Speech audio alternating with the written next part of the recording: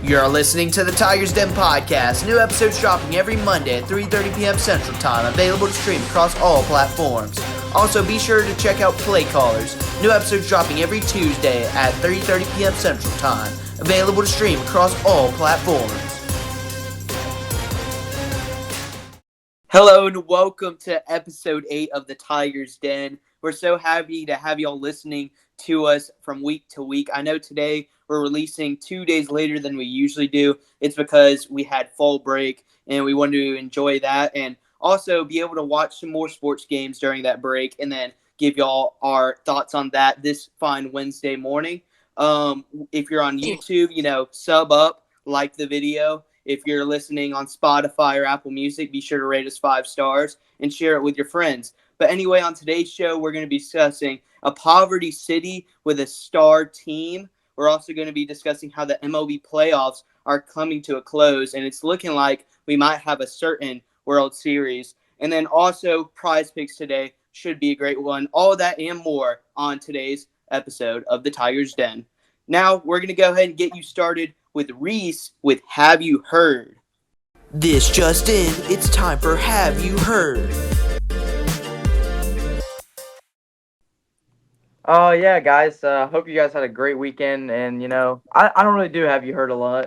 I think Max mainly does this one. But, I'm going to try something new. One of the storylines this weekend, Brock Bowers got injured. And, that might hurt Georgia, especially with how bad their offense is without him, which we haven't seen that yet, but we'll see. I don't know who they play this weekend. Do they play Florida, or do they play Florida this weekend, or do they play Kentucky? They play Florida this weekend, and I mean 4 to 6 weeks on a slate that includes at Tennessee, at home against Ole Miss, at home against Missouri. I mean, this is going to be tough for a Georgia team. Georgia has a bye week this week. Are you sure? Yeah, they do. Yeah, they play Florida next week. Yeah, no, this is what Kirby Smart said. Kirby Smart wouldn't offer a timetable on Tuesday for Brock Bowers' potential return to the field after an All-American tight end underwent surgery on his left ankle a day earlier, which, I mean, usually surgery to me would mean out for the season, but... Well, reports right now are saying 4 to 6 weeks, but I have a feeling it's going to be more on that 6-week side or 7 weeks, possibly. But yeah, I mean, I just feel like Georgia doesn't have anybody else. Like, if you look at that other tight end they have is actually decent. I saw him in the Auburn game play. He was good. Yeah. For maybe 2 or 3 plays, but other than that, I really don't know. Their run game's not good, and like you said, against Ole Miss's offense is very high powered. Yeah, I'm gonna talk about this more on top 10, but yeah, no, you're absolutely right. I mean, Georgia, I don't know who they're gonna go to. Yeah. And then Iowa loses Eric All for the season. He tore his ACL this week. All the tight ends just going out. Yeah. He leads Iowa with 21 receptions and 299 receiving yards. But he did suffer that injury late in the first quarter against Wisconsin on Saturday. But they're going to that's also going to hurt Iowa. Well, I mean, really, probably not, because their offense doesn't do absolutely anything. Their offense scored 15 against Wisconsin.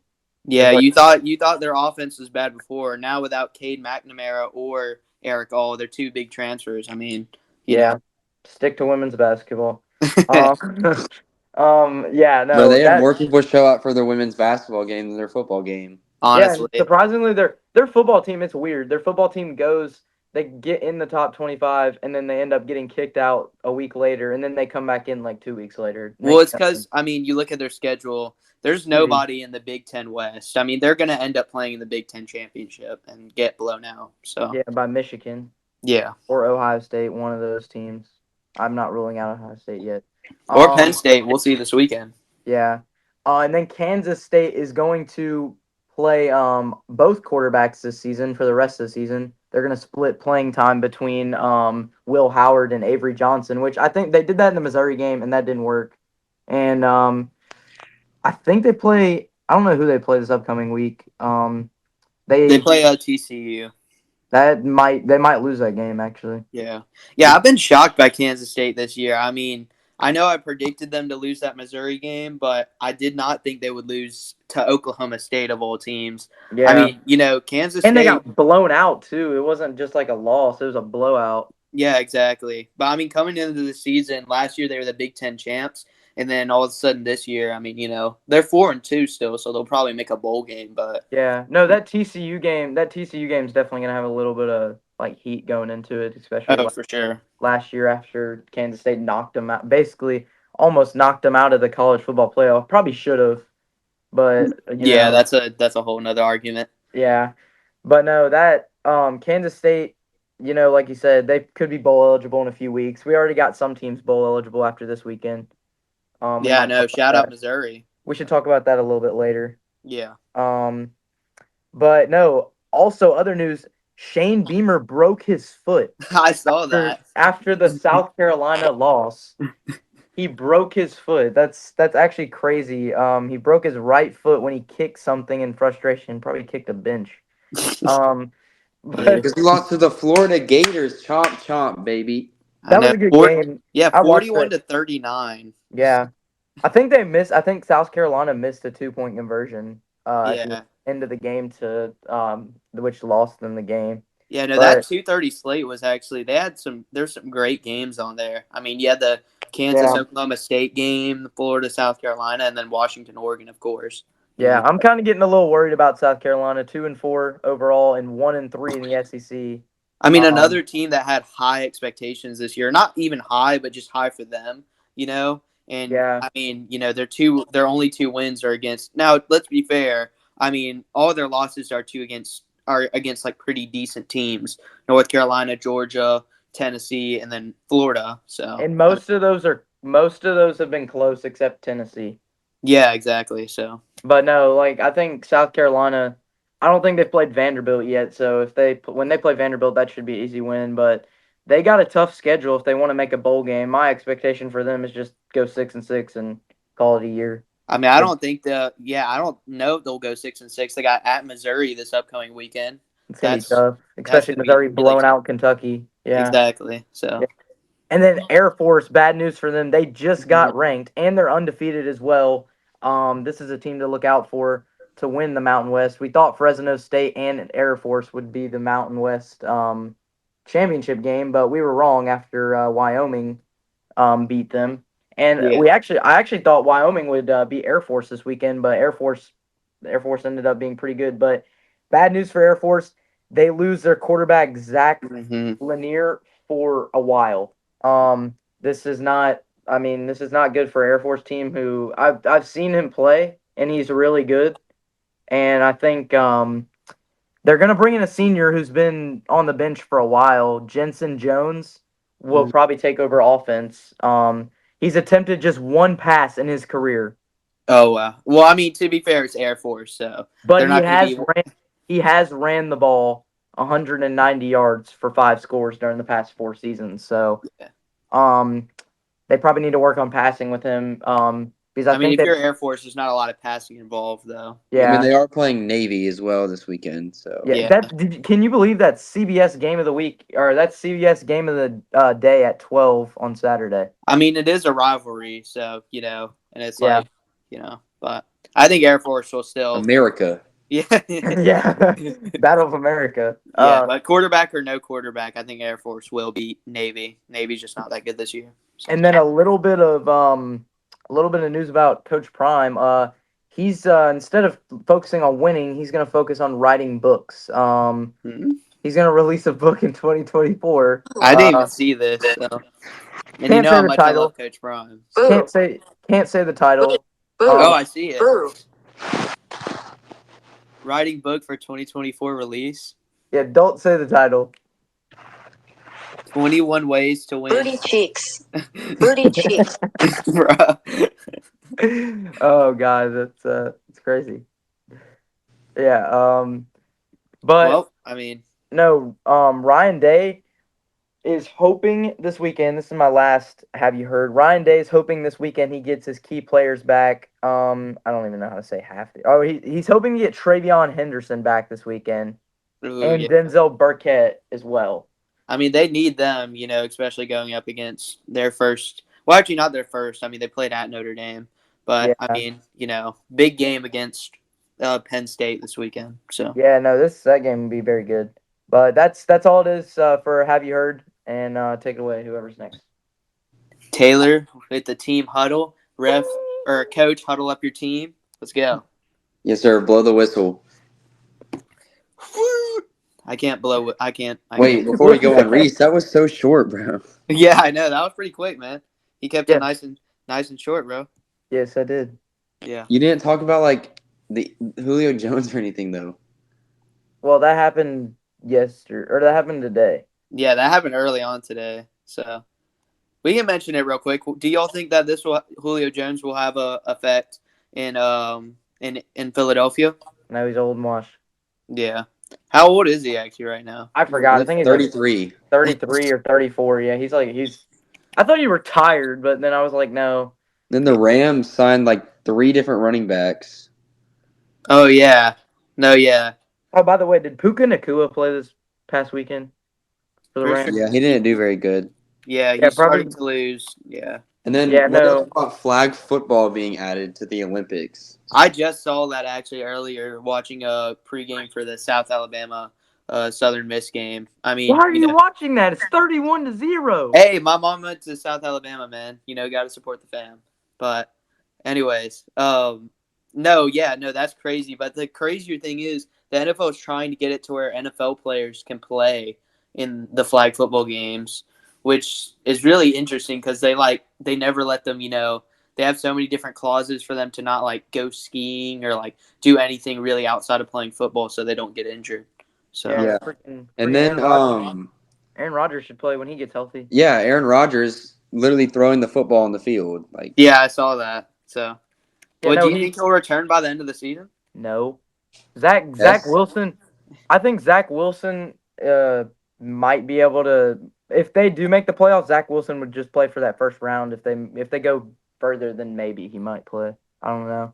But what if week 17 Aaron Rodgers is fully healthy? I mean, he's coming back, and then if they're in the playoff race, I feel like you got to play Aaron Rodgers. But if they're not, I feel like you don't.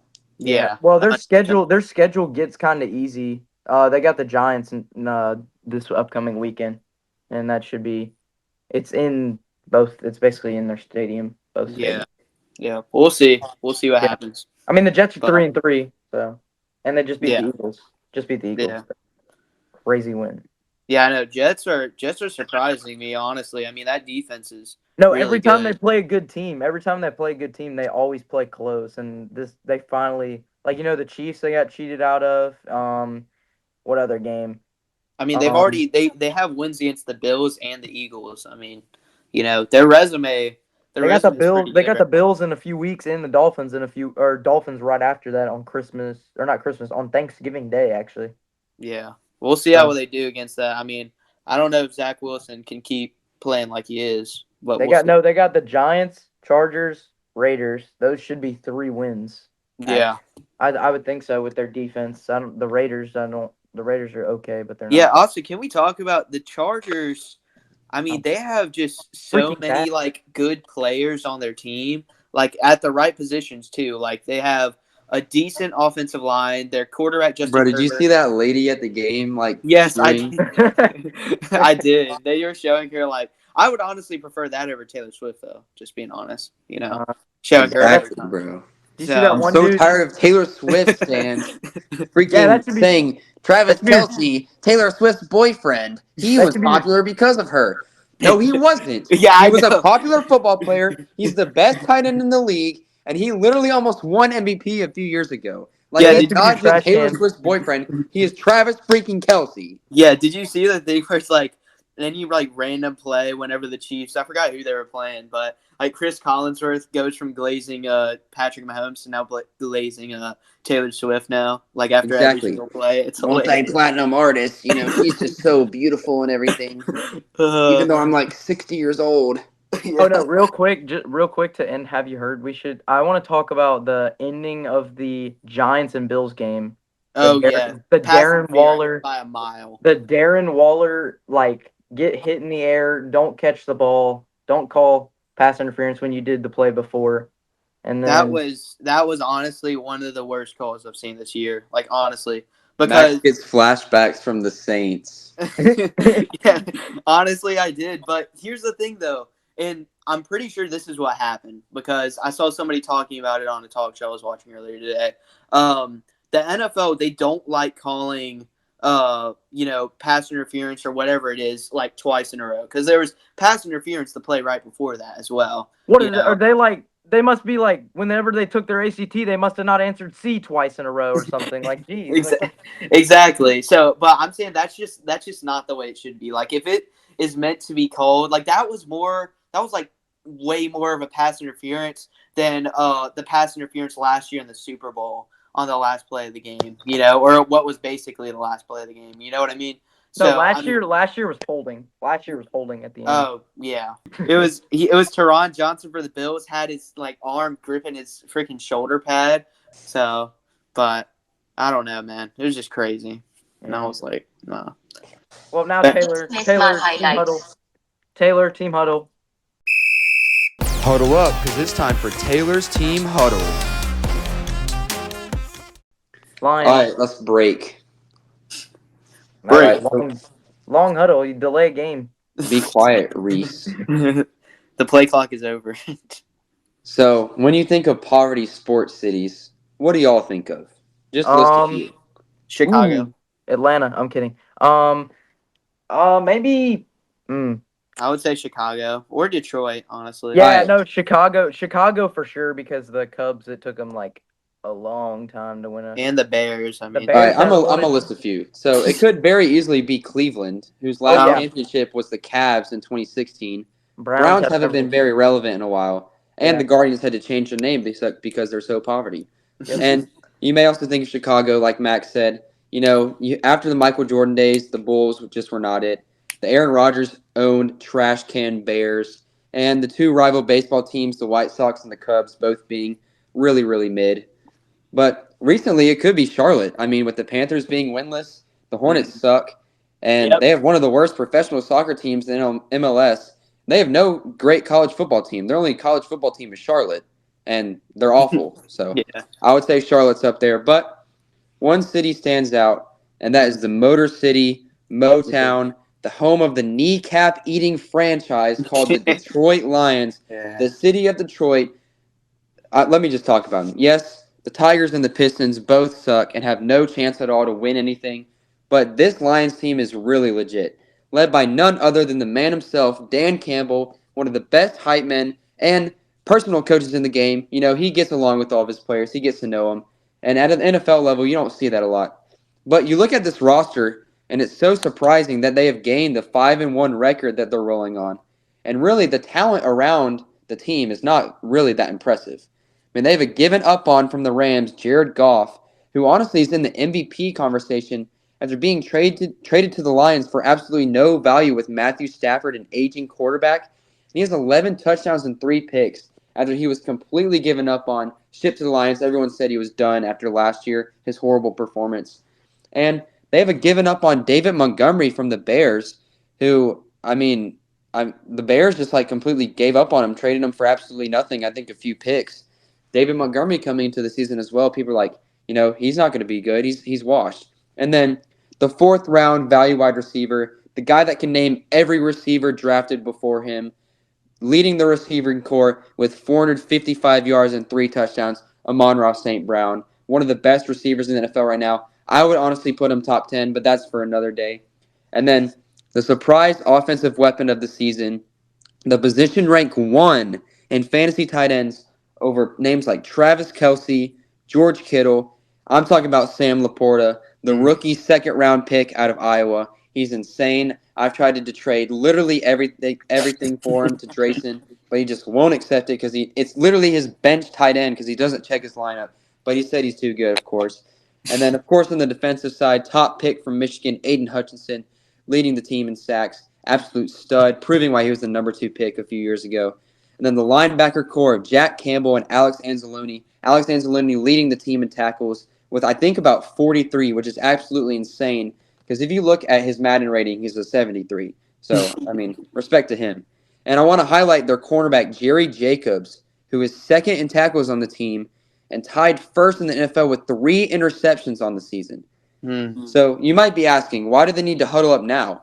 I mean, they're 5-1. They beat the Chiefs. They barely lost to the Seahawks. That's their only loss. They were 3 points away from being 6-0 right now. And they've beaten good teams such as the Buccaneers last week. I mean, they're going up against a very good 4-2 Ravens team led by the 2019 MVP Lamar Jackson. So you look at this team and no huge names pop off the screen, but they're working together and they're going to eat the Ravens' kneecap off this Sunday. I'll go ahead and say it. And continue with their very difficult schedule and their winning streak. With a very even NFL right now, I mean, there's not really one team that is completely dominantly better than the other, I would say, with the 49ers and the Eagles losing this past weekend. So the Lions could easily get a bye week and the 1 seed in the NFC. Go Lions. Personally, I love the underdogs. What are y'all's takes? I think the Lions, honestly, I think what's really helped them is their defense. Their defense has been amazing. I've watched a lot of their games the past few weeks, and their defense is just insane. Like Aiden Hutchinson he's amazing. Like I saw him against the Panthers, and I mean the Panthers we know suck, but still, like and a Panther stray. I want to go back to saying Jared Goff was given up on. They drafted Hendon Hooker in the 3rd round, the 3rd round 5th pick. So they thought that Jared Goff would not be good this year and that they would have to develop Hendon Hooker, who's really, really old, but still develop him into a starting caliber quarterback.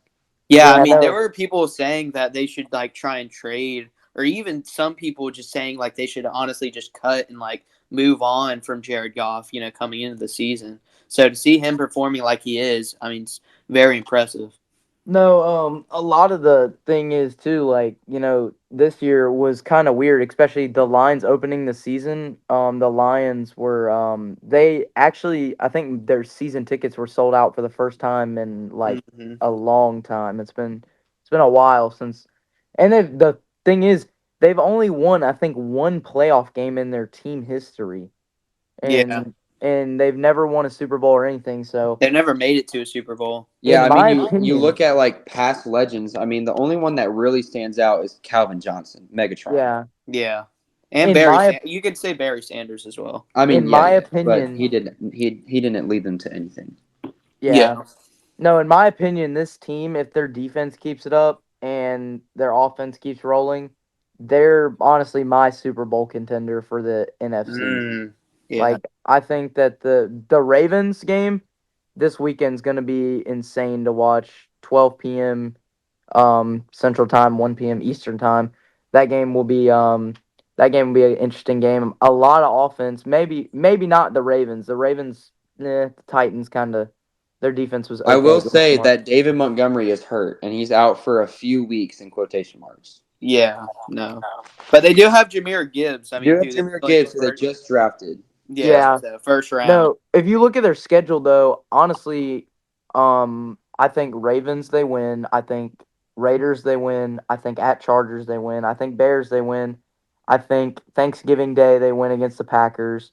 Yeah. I think the only two really tough games I see on their schedule right now are at the Cowboys and then at the Baltimore Ravens. Honestly.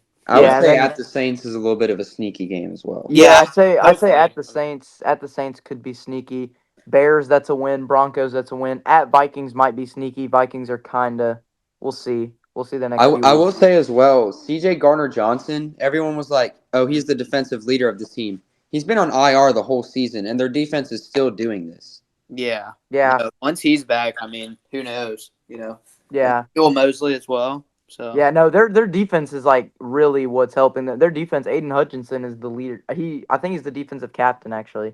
Yeah, I wouldn't be surprised. Yeah, he's the quarterback. If I'm a quarterback for the other team, I'd be scared to be going up against the Lions in their defense. I mean, imagine Bryce Young, rookie season, going up against Aiden Hutchinson just coming after you. I mean, he got flattened like 5 or 6 times in that game. I mean, and we've seen, I mean, other teams have taken notice, though, of, like, how good he is, because, like, we remember even in week 1, like, they had that freaking right tackle for the Chiefs. I remember him lining up, like, 5 feet behind the line of scrimmage and getting a head start. Do a false start. Yeah, every single play. Once. So, but what I'll say is, I mean, I agree with you a lot, and you'll see in top 10, how much I agree with you, Taylor. But I mean, yeah, no, this Lions team is dangerous, and I'll just leave it at that for now. All right, huddle's over. Go Lions against the Ravens, and I'm going to send it to my boy Max, who won't make a fantasy trade with me. Get your popcorn ready. It's time for Max's main matchup.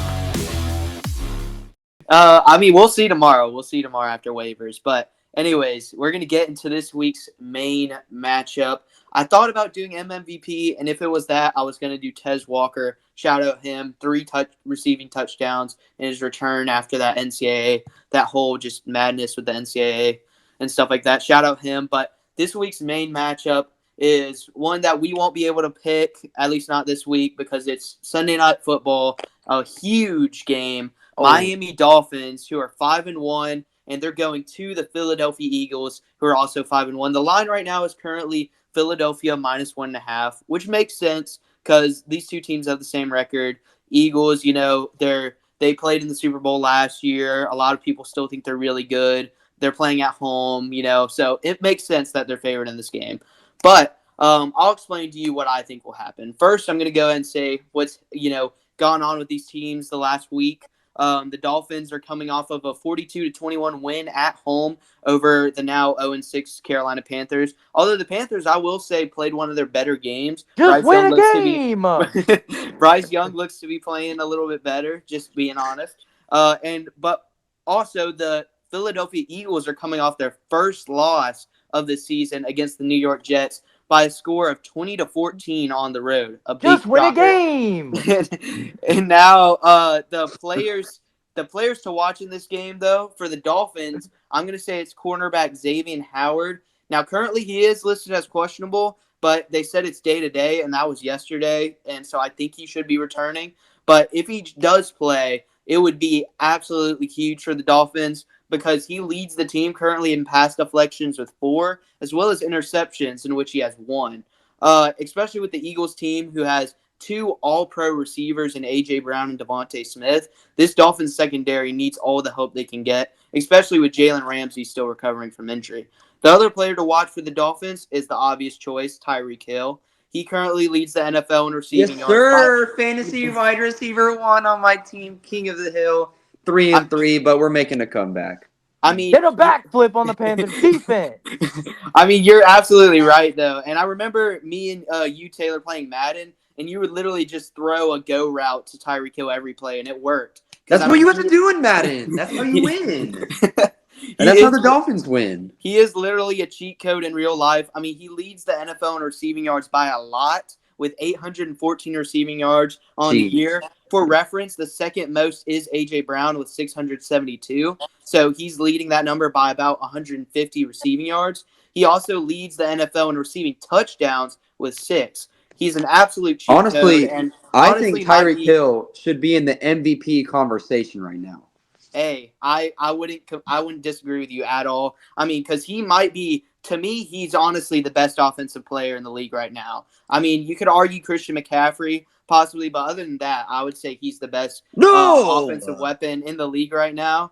But for the Eagles, players to look out for are cornerback Darius Slay, who, like Howard, is also questionable to play, but he should play. And if you're the Eagles, you are praying that he does play, because while he hasn't had the best season so far, he has a 70-yard pick 6 against the Patriots. And he, to me, is the player on the Eagles secondary, as well as one of the few players in the NFL that possibly has a chance against Tyreek Hill. And the other player to look out for is the second best receiver in the NFL by stats that's healthy, because Justin Jefferson's out. That's A.J. Brown. Like I said before, Brown is second in the NFL in receiving yards with 673.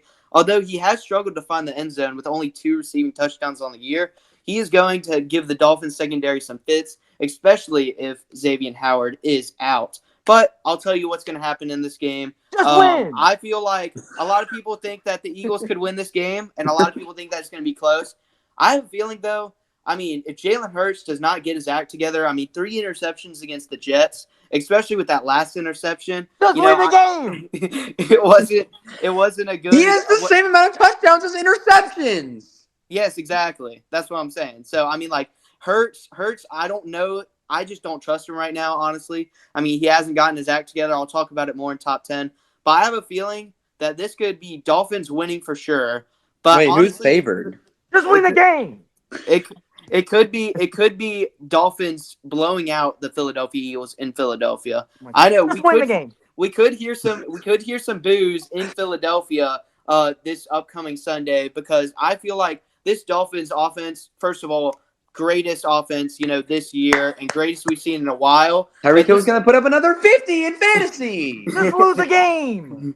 But yeah, so the Dolphins, I feel like this could honestly be a blowout. I mean, especially if this Eagles offense doesn't get their act together. Just win. I'm going to say that the Dolphins are going to win this game. What do y'all think about this upcoming matchup on Sunday Night Football between the Dolphins and the Eagles? The Eagles just need to win the game.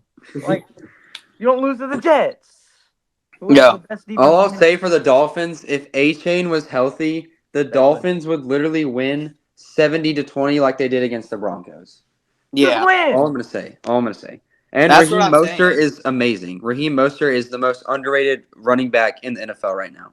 No, yeah, I know. Mostert with another, he led fantasy this week in points again with 34. So No, honestly, this game probably will have no defense in it.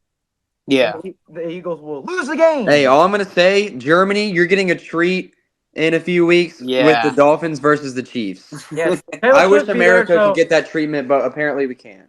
Yeah, you guys will have a Taylor Swift concert in England. Yeah, or will Germany, Taylor I mean. Swift pull up in Germany? Yeah, Let's Germany.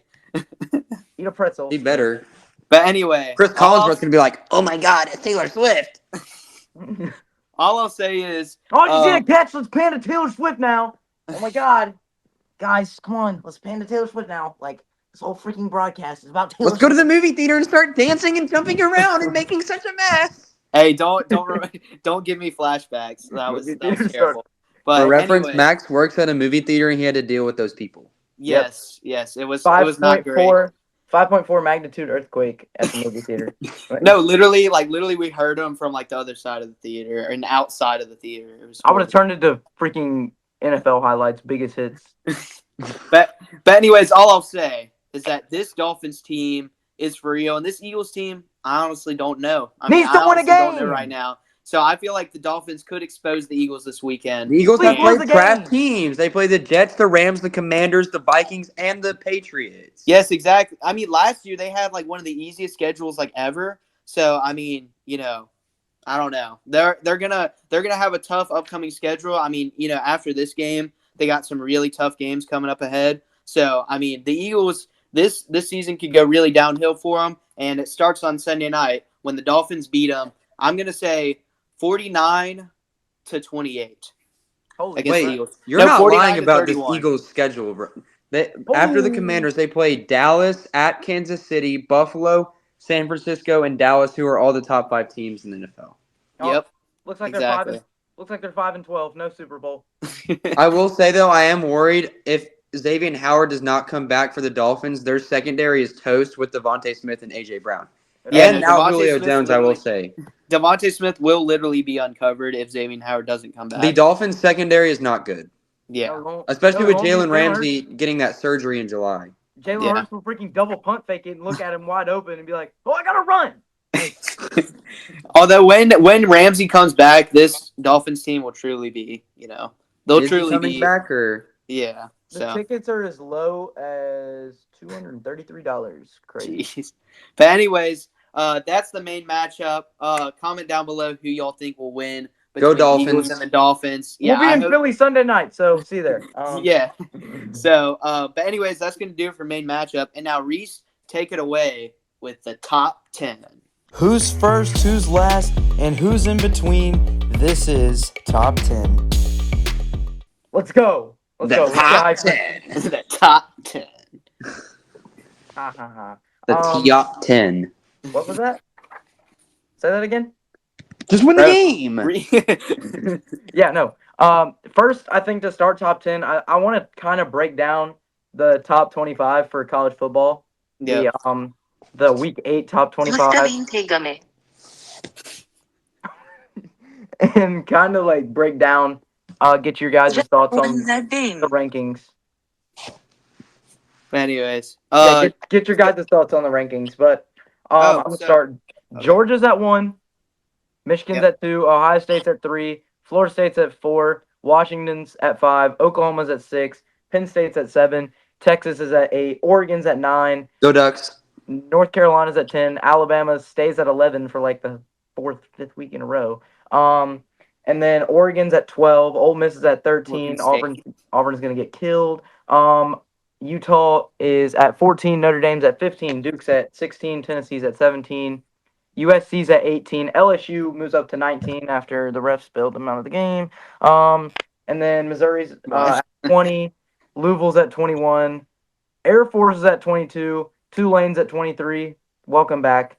Iowa's at 24, and UCLA is at 25. Yeah. Honestly, I feel like you could have honestly unranked Louisville after that performance against. Yeah, that's what I was gonna say. Louisville should not be in the top 25. It's like, dude, like they're you just had your biggest win in program history since the Lamar Jackson days. I mean, now, I would rather them have Liberty or James Madison over Louisville. That's what I want to know. Why is James Madison if you're unbeaten at this point, you should be in the top 25. Yeah, no. 100%. Why is James Madison not in the rankings? Like, that's ridiculous. Yeah, I was like, why is Tulane still in the rankings over James Madison? Tulane just got re-ranked and they beat. I don't even know who they beat. They beat Memphis. Wow! What a game! What a treat! Yeah. Reese would have picked that on his road ahead. But anyways, no. But another the teams that dropped from the rankings. I want to talk about Washington State real quick. I mean, did they just forget how to play football? I mean, 44-6 against Arizona. I know this Arizona team's looking good, recently. But, I mean, I don't know what's happened to Cam Ward, to this entire Washington State team. I mean, do y'all know what's going on? Because I don't. I have no answers. I just think it might have been a fluke that they lost that game. But still, they're probably going to either be 9-3 or 8-4. Oh, they have no chance against Oregon this weekend. No chance. Yeah, no. That's why I said they're going to lose. I will say as well, Miami ruined their season with that Georgia Tech game. Yeah. They could still be in the rankings. They still would have lost to North Carolina, but if they stayed if they won that Georgia Tech game and lost to UNC the way they did, they would still be in the rankings. 100%. Yeah. And then Kentucky is fraudulent. Kentucky never deserved to be in the top 25 ever. Kansas just makes me want to blow up something. Yeah, I mean, how about Oklahoma State recently? I mean, let's just be honest. I mean, they beat Kansas State and Kansas 2 weeks in a row. 2 games I thought they would get blown out at. The Kansas City Chiefs can beat somebody when Taylor Swift's in the crowd, but Kansas can't beat anybody when they're playing Oklahoma State. I mean, to be fair, I feel like this is showing, though, the lack of depth for Kansas. No? Kansas still makes a bowl game, though. They're still going to make a bowl game. Yeah. Honestly, they should. Yeah. But I want to talk about USC real quick. AutoZone Liberty Bowl. USC is the most, I mean... terrible team ever. On the show called Crane & Co. that I watched, they have this segment called Right and Wrong. And one of the parts where I was right this week was USC. Because I talked about it last week. They have absolutely no defense. And once their offense finally goes up against a team that's somewhat competent on defense, they're gonna get smothered. They're gonna get exposed. And what happened against Notre Dame? Caleb Williams threw 3 interceptions, and their defense could not stop anything to save their lives. I saw a TikTok on Barstool where a Notre Dame fan. So last year for reference, I saw it. The nails. Caleb Williams painted his nails that said "F Notre Dame." Yeah. So this fan went up to Caleb Williams, recorded him. Caleb Williams looked right at the camera. He was like, "What do your nails say now, buddy?" Yeah, I saw that. It was so funny. Yeah, I think we should make a segment specifically for USC, and it could say "sucks." I mean, honestly, Lincoln Riley at this point, I don't know what you do. I mean, unless USC is okay with just going 10-2 or 9-3 just over and over again, but never making the college football playoffs. I mean, it's up to them. But they have the schedule to come. I will say they do have the schedule to come back in the rankings. Don't they play like They're in the Washington rankings. and They Oregon? play Utah, Washington, and at Oregon and UCLA. They're dead. They're losing dead. those games. I'm saying if they win out, they have to make yeah. the playoff. With that schedule, if they win out, win the Pac-12 championship, they have to make the playoff. 100%. But do you think they're winning those games?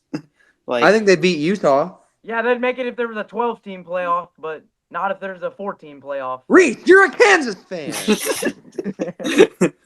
You probably cheer for Colorado School of Mines. How about Mount cheer for the Union? Colorado School of Catholic Prep. They're a very good football school. They're actually gonna make a bowl game this year. First time in program history. They don't have bowl games. They're Division III. Anyways, Reese, let's go and get to our rankings though. Yeah. I'm gonna start with my top 10. I'm gonna go with Michigan, Oklahoma. Hey, I don't disagree. Yeah, I'm gonna go with Michigan, Oklahoma, Washington, and then Penn State hasn't played anybody, so I'm not gonna put them there. I had Oregon at 3 last week. I'm gonna drop them a spot just because they played good. I'm gonna drop them 1 spot. So you have Oregon over Georgia. Wait, you have Oregon over Washington? No, behind Washington. Okay, So you have Oregon over Georgia, Ohio State, and Florida State? Yeah. Yes, because Georgia's fraudulent. Reese, your takes are so bad. That's why your record is the way it is. Because you have no knowledge. I'm an Oregon fan. You don't put a 1-loss Oregon over Georgia, Ohio State, and Oklahoma, who are undefeated. We were literally just talking about it, that if you're undefeated, you should be in the top 25. You should not have a 1-loss team over you if you're undefeated. This is why on Countdown we laugh. Reese, I mean, literally, like that's just a genuine question. Why is Oregon above Florida State? Well, no, Florida State to me. I mean, they've played LSU, but other than that, I haven't seen. I mean, they've played close to Virginia Tech, and that's about it. But they're undefeated. They're undefeated. They're undefeated. They've beaten the right team. What about Georgia? Why do you have Oregon over Georgia? Please tell me why you have Oregon over Georgia. Yeah. Georgia is because of everything they've done, and I know they're 7-0. I know they're 7-0, but they have not proved to me that they deserve to be number 1 or even in the top 4. But why do they deserve to be over a team that lost? I just think Oregon's offense is very good. I can't get back behind Oregon being over Ohio State and Florida State like that. I don't understand at all. That's an insanely terrible take. But Reese's hottest take over Georgia. He's trying to steal your segment, but over Georgia, I can understand if you're saying. Are you saying like with the best chances to possibly make the playoffs or something? Is this power rankings or like the poll? Yeah, because honestly, I'll say my top 10 next, but Georgia, without Brock Bowers, that's exactly. Yeah, that's exactly why I put them. Yeah, actually, I'll switch it up. I'll put Ohio State behind Washington, and then I'll put Florida State behind Ohio State, and then I'll put Georgia, and then I'll put Oregon, and then. Okay, there you go. This man gave in to peer pressure. I can't. I can't rely on Penn State yet because Penn State hasn't played anybody. You have Oregon. Okay. No, I'll just let you cook. I'll let you cook. I'll see after this weekend. I'll start over from number 1 and go down to 10. Oh wait, North Carolina's still undefeated. Dang, I didn't even realize that. This man didn't prepare his rankings This before. man's just looking at the AP poll and scrolling. No, I didn't realize that they were still undefeated. All right, Reese, give us your 1 through 10 in a row. Yes. Okay, so like I said, Michigan. Okay. Washington. Mm-hmm. Or it was Oklahoma. No, never mind. Yeah, Washington, Oklahoma, Ohio State, Florida State, Georgia. Yep. And then Oregon. Yep. Actually, wait, change that around. North Carolina, Oregon, and then Penn State. That's I think it's 8. That's so 8. You're moving Penn State down in the rankings after they won? They beat Massachusetts, buddy. They're undefeated. Oh, they're undefeated. Let's briefly go over their schedule. West Virginia, terrible. Delaware, terrible. But Illinois, they're undefeated, terrible. Reese. Iowa, terrible. They're Northwestern, undefeated. Terrible. Massachusetts, terrible. All those teams, terrible. But have they lost the game, though? Have they lost the game, genuinely? No, because they're playing the School of the Blind. They beat a ranked Oregon or Iowa team, which I know Iowa, their offense is like, a JV school on a good day. But still, I mean, they're undefeated. That's the whole thing we were talking. He's turning the show into the first take single-handedly, which honestly... All right, give us your 8, 9, and 10, and then Max is giving us his. I already had that already was my 8. Now I got my 9 and 10. My 9's Alabama because Alabama's played actually over Texas. Texas. I thought Texas had a bye week this week. Yeah, but Texas beat Bama.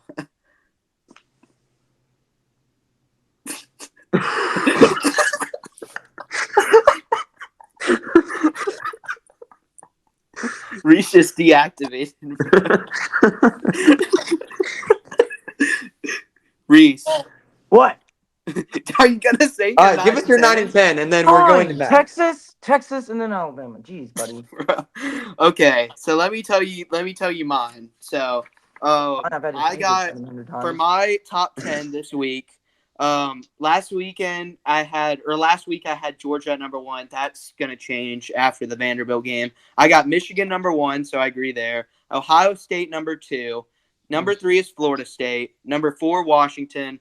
Number 5, Oklahoma. Number 6, Penn State. They don't move because they had a bye week, obviously. Number 7, Georgia. And I'll tell you why after I get to the 8, 9, and 10. 8, North Carolina, because they're undefeated.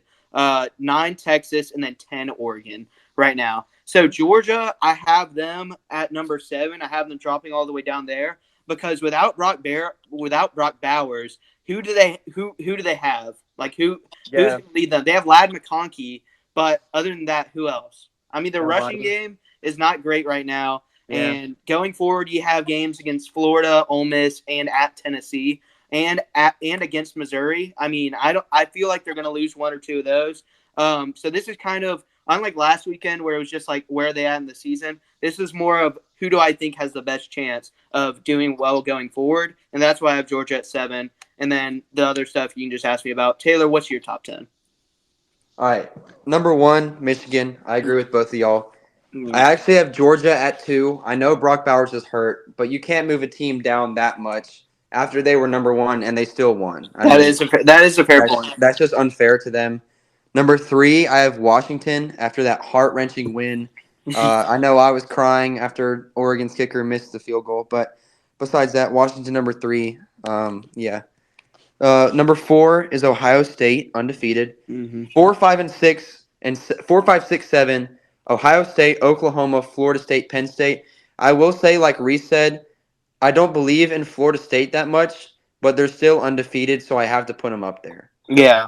And then Penn State, I do believe in them against Ohio State. I think they could win that game, but like Reese said, they hadn't played anybody.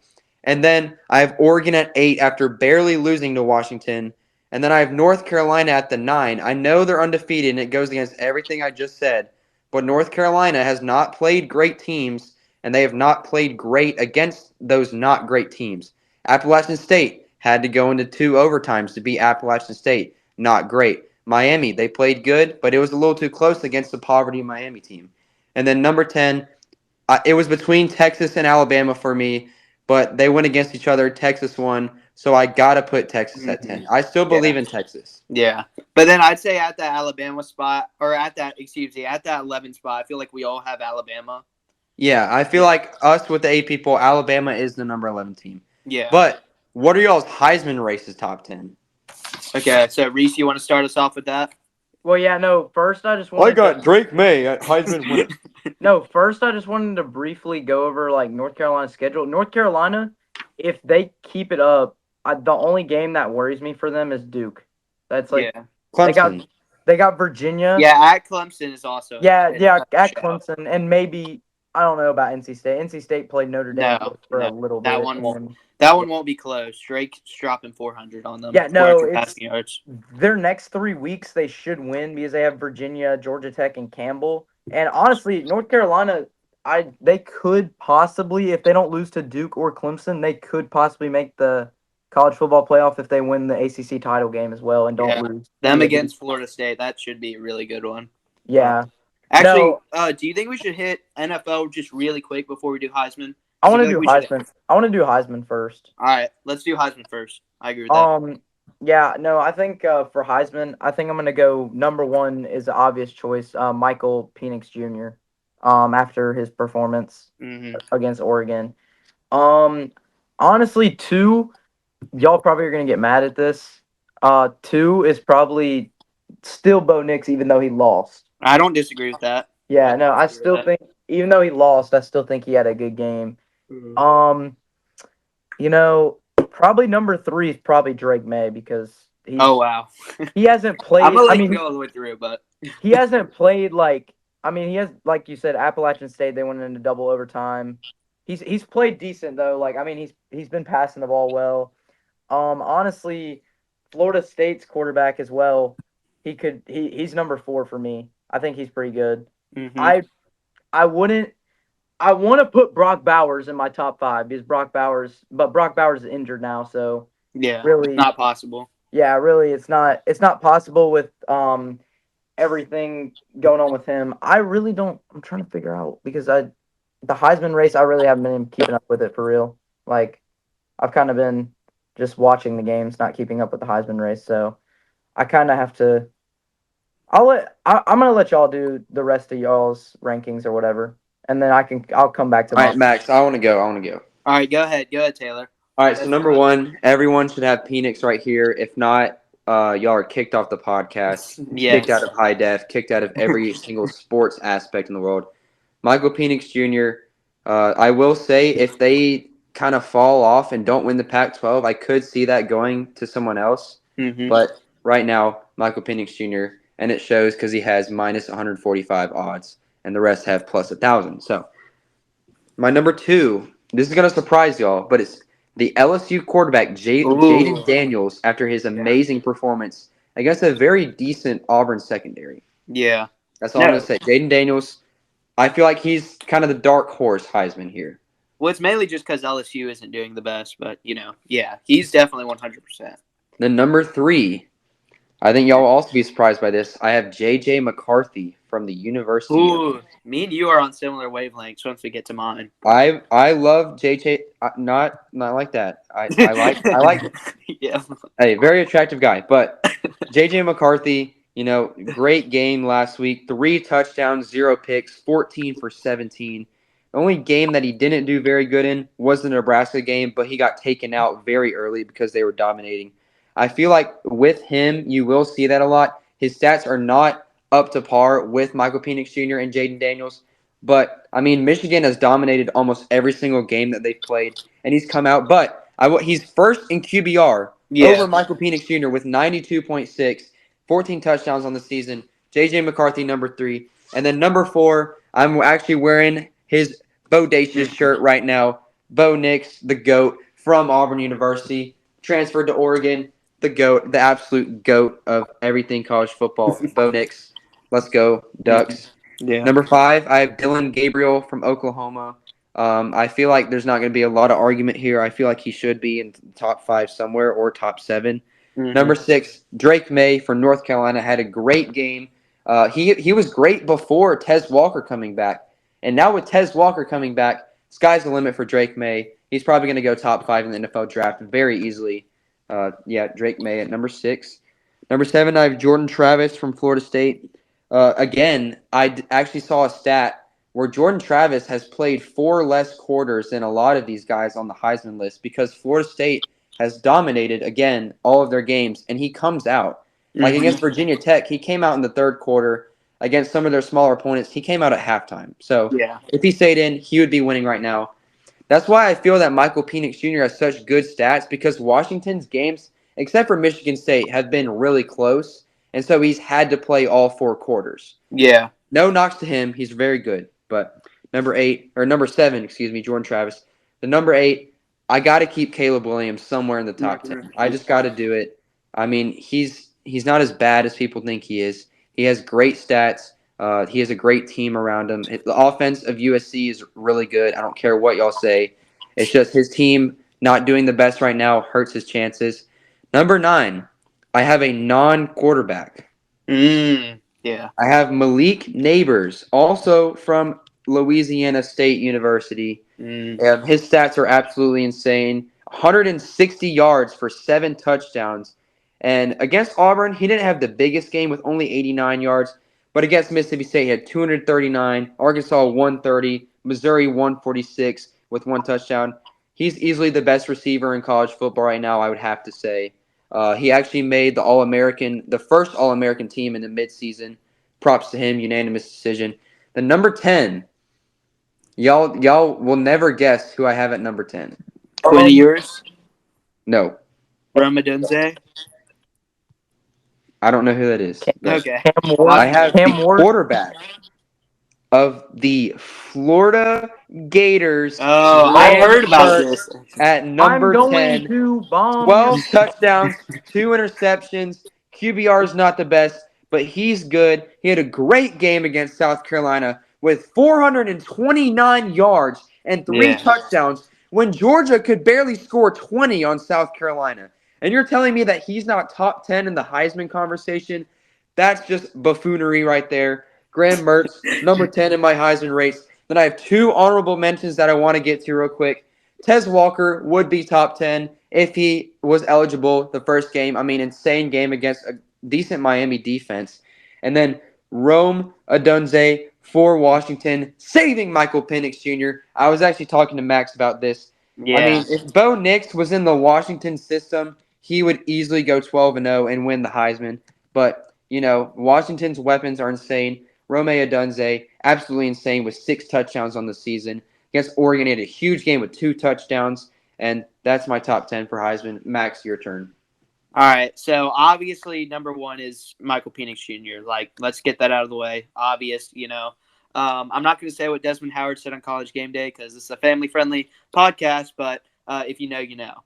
Number 2, I'm going to go with Bo Nix still, actually. I feel like, because looking back at the stats for that Washington-Oregon game, Bo Nix actually outplayed Michael Penix Jr., as well as Oregon did. I mean, Oregon in every stat, they outplayed. Because Dan Lanning likes to go for it on 4th down a little too much. That's what I was about to say. I mean, the main reason they lost that game is because they went 0 for 3 on 4th down. But I'm going to stick with Bo Nix here. I mean, also just by, he'll have more opportunities and, honestly, a chance for a rematch to hopefully. I want to butt in here about Bo Nix and Oregon. If Oregon wins out their schedule, they are playing Washington in the Pac-12 champ. They're either playing USC or Washington. 100%. Yeah. And Oregon has to make the playoffs if they win the Pac-12, even as a one-loss team. I feel like if Oregon loses another game, like at Utah or against USC, if they still make the Pac-12 championship and win it, I still feel like they're a playoff team. I think there's a chance. I mean, I feel like some other teams will have to lose. Like Texas will have to beat Oklahoma again, Or Texas will have to beat Oklahoma and stuff like that. But if they lose the way they did again, I feel like if they win the Pac-12, they have to make the playoff. That's all I'm going to say. Go Ducks. Okay. Well, talking about how he outplayed them, 33 of 44 for 337 passing yards and 2 touchdowns, no picks. Michael Penix Jr. had a pick. But anyways, number 3, I'm going to go ahead and say Dylan Gabriel. Dylan Gabriel has really performed well. They are coming off a bye week, so obviously no stats from this past week. But, you look how well he played against what was hyped up as a pretty good Texas defense. And, just also opportunity coming in the future. Oklahoma, you'll see. They definitely have a chance to make the playoffs. And Dylan Gabriel, very accurate QB, 68.2, or actually, no, 72.3% accuracy. So, really good QB. Next, I have Jordan Travis, Florida State. He's got a great wide receiver core and tight end core around him. He has Jaheim Bell, the South Carolina transfer, has done really good. Keon Coleman as well. Johnny Wilson, absolute just freak athlete, 6'6" as a wide receiver is crazy. Next, I have number 5. I have J.J. McCarthy, like you said. I actually didn't expect you to say him because a lot of people, especially ESPN analysts, are really sleeping on him. But, yeah, like you said, he has the top QBR and, honestly, what looks like the top team right now. You have to include the quarterback, especially if he has the numbers that he has right now. And then number 6, I do have Jaden Daniels. The only reason he's not higher is just because of the limited opportunity he'll have. So I feel like LSU is eliminated from the playoffs, and I feel like that has something to do with the Heisman voting. And also, let's go and get this out of the way. the Heisman's basically a QB award at this point. I do have a wide receiver later in my rankings, but honestly, I mean, it is a QB award at this point. Anyways, next is number 7. I got to keep Caleb Williams in there. Like you said, Taylor. I mean, he had a terrible game against Notre Dame. I mean, let's just not sugarcoat it. Let's call it what it is. But you look at before that game, I mean, he still has 23 passing touchdowns and four interceptions, but 3 came in that game. I mean, he has a big chance to bounce back against a really good Utah defense, chance to make a statement and put himself firmly back in that position. Also, great rushing numbers still as well. So, I mean, Caleb Williams, freak athlete, chance to go number 1 next year in the NFL draft. Got to have him in the Heisman voting. Number 8, I have a guy that you didn't name. I have Quinn Ewers. Now, I know Quinn Ewers didn't play that well against Oklahoma, but once again, another chance. He'll have a chance if they win the rest of the Big 12, which I'm like 99% sure that they will. They have a chance to play Oklahoma again. And Quinn Ewers, besides that Oklahoma game, he has been absolutely solid against a Bama team that we know their defense is actually really good. That's the only thing that's keeping them really in the chance to get into the college football playoff. Against Bama, he had 349 yards, 3 touchdowns, and no picks in Bryant-Denny. That's very impressive. So I think that he'll also perform really well going forward. Number 9, I have Drake May. Drake May has performed pretty good. He started off the season really rocky, and I wasn't even sure if he would stay in the top 10 for just QBs next year's draft. But, I mean, he's performed really well recently. Against Miami, he was a little iffy as well, but ended up having 4 touchdowns, no picks. And then against Syracuse, absolutely lit it up, 442 yards and 3 touchdowns. Once again, no picks. I feel like he's really heating up, and he'll also have opportunity if they make the ACC championship. And then number 10, one of your honorable mentions, I have Rome Odunze. Odunze, absolute stud for Washington. He is the best player on their team. And like I said, if this wasn't a QB award, he'd honestly be one of my front runners. I was texting you about this. He'd be a front runner to win this award, but it is a QB award at this point. And so I'm going to have to go Rome Odunze at number 10. And then two honorable mentions, both quarterbacks. I would first like to say Sam Hartman. I mean, Sam Hartman, he didn't perform well against Louisville, but ever since then, I mean, besides that game, he's performed insanely well. I mean, you look at their game against USC, I mean, he outplayed Caleb Williams on every level of the game, So, I mean, and it got to the point where he played so good that they took him out, against a top-ranked, so good he played. And then my other honorable mention is going to be Brady Cook for the Missouri Tigers. Now, it would be Luther Burden if this wasn't. I guess that's another honorable mention. Luther Burden also playing really good football. But, I mean, Brady Cook has absolutely cooked the competition right now. 2,000 passing yards, 14 touchdowns, and only 3 interceptions. I mean, and he'll have a chance to up those numbers against a very weak South Carolina defense this upcoming weekend. I mean, Brady Cook performing really well. And honestly, he is almost single-handedly giving Missouri a chance to have some relevancy finally in the SEC East. That's my Heisman rankings. What do y'all think? And what are y'all's comments? You don't agree with Malik Neighbors or Graham Mertz at all? So, not that I disagree. I feel like, honestly, I will admit, I was kind of sleeping on Malik Neighbors. I didn't notice he was doing that good.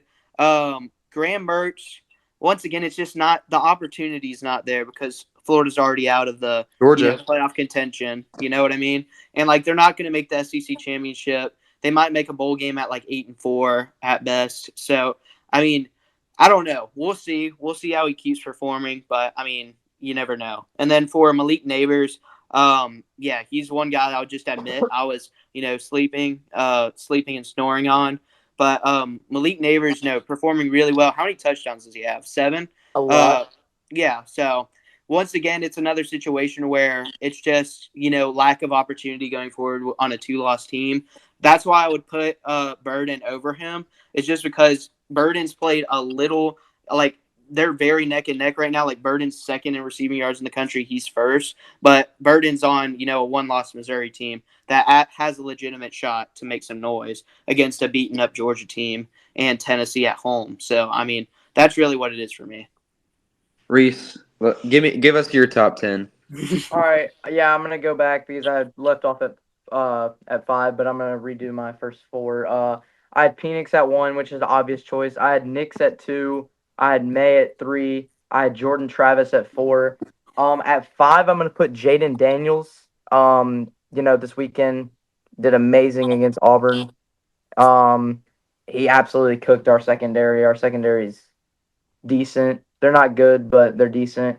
Our secondary's yeah, I'd say our secondary is actually really good. I mean, and he made our D line look silly, a lot. In my opinion, he's gonna make a great NFL quarterback because he's able to run out of the pocket when he's in trouble. If he has a good O line, he should be fine. But anyway, at number 6, I'm gonna put Dylan Gabriel. Like you said, Max, Dylan Gabriel's done amazing this season for Oklahoma. And Oklahoma this weekend could keep it rolling. I don't know who they play this weekend. I think they play. No, they don't play Kansas. UCF. They play UCF. That's a blowout. Gus Malzahn. Yeah, he'd be conservative if they're winning.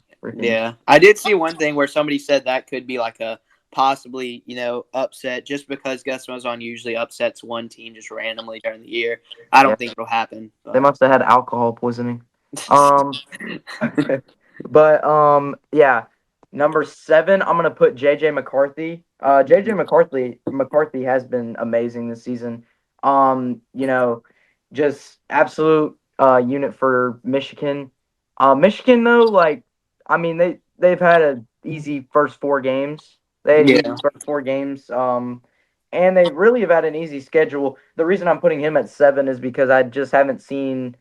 I haven't seen them play a very big game. So once they play a team like a Penn State or Ohio State and he plays really well, then I'll put him higher. My number 8 is going to be Malik Neighbors. Actually, Malik Neighbors is really good. I think that he probably won't win Heisman because the last receiver to win it was Devontae Smith. Yeah. Devontae Smith won it the last time, and him and Devontae Smith, to compare them to each other, they both kind of are the same type of receiver. Malik Neighbors, though, is a little bit bigger. Yeah, Malik Neighbors, when he gets drafted to the NFL, he's going to be a good receiver, and the quarterbacks are going to love to throw the ball to him a lot. And then at my number 9, I'm going to have Caleb Williams. He just hasn't showed me a lot this year. He's obviously in the top 10 for a reason because he won it last year. But, their schedule, they got blown out by Notre Dame, and they've barely beaten some teams that you would think they would blow out easily. And, it just not a very good start for Caleb Williams. I don't think he wins Heisman, honestly. And then my number 10 is really going to shock y'all. Let's hear it. My number 10. Robbie Ashford. Hate him. Hate both of them. My number 10 is going to be Quinn Ewers. I had him at 8, so. Yeah, no, Quinn Ewers, I think. So you don't have Drake May? I did. He had him at 3. 3. Oh. Yeah, no. Quinn Ewers, lost to Oklahoma was kind of a shock. I don't think Ewers the highest I think he'll get is maybe 5 when they vote for Heisman. So who do y'all think is going to be at the final Heisman Trophy ceremony? Penix, Gabriel, Daniels. Is it 3 or 4? I think it's 3. 3. If it's 3, then it's going to be Penix, Gabriel, Nix. I got Penix, Gabriel, Travis. So you don't have Bo Nix, even though Bo Nix is your number 2, you don't have him at the final ceremony. Well, here's the thing for the final ceremony, I think, because I feel like even if Washington and Oregon play again, if Washington beats them again, then obviously I feel like but for starters, Oregon's not going to make the playoffs, which is they are just the way they they're going to make the playoff. If they lose to Washington again, no, they're not. They're going to win out.